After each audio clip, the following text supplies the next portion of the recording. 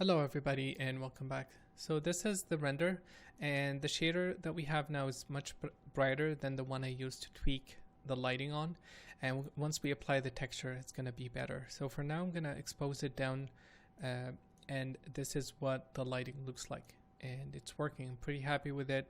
I have the shadows here from the light in the mountains. I have lighting touching pretty much everything in the scene in a different tone. I have this nice decay in the center casting shadows, so it's all working as I expected. And I'm gonna go and create the AUVs. So right now they're all named. This is blue, this is top cloud, and this is sun cloud. So I'm gonna go ahead and create and copy these names and create lighting AUV for each one of them. So let's do that. And I'm gonna copy these names quickly, and then I'll create one AUV, pause, continue creating them, and then we'll continue. I'll resume so you guys don't have to sit through this. Okay, so let's go to the out context,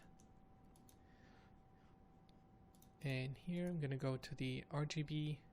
I'm gonna create RGBA underscore blue, and I'm gonna continue filling the rest. Let me cancel this. I'm gonna continue filling the rest, and then we'll resume in a bit. So the lights AVs are done, and let's hit render again.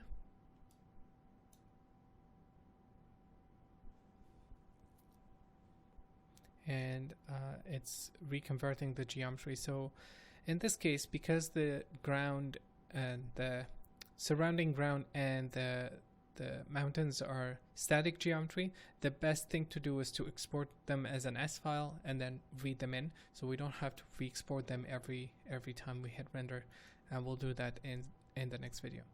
So this is the same everything. I'm gonna gain this down, and now I have RGB red, RGB top, sky, the sun, cloud, this is for the mountains, and top cloud, this is very dim, and you can see it has a noise pattern here. This is just a noise texture attached to the color of the light.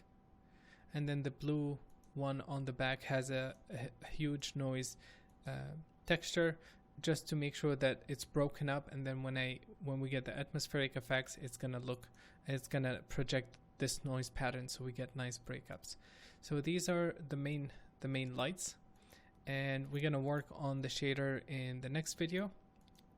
And the other very important thing is, when I did these tweaks, I always have the fire on. So I don't have the fire on, but after I tweak and everything, I do a quick test render with the fire to make sure that things are balanced, because we have to be aware that all this is going to go with another super bright source. It is something that we could do in comp, but it's very important that we are aware of what other emissive surfaces we have in the scene. So that's it really for the lighting. We're gonna set up some shader for this, and then dive into creating more complex shader for the RBD section. Thank you guys for watching, and see you in a bit.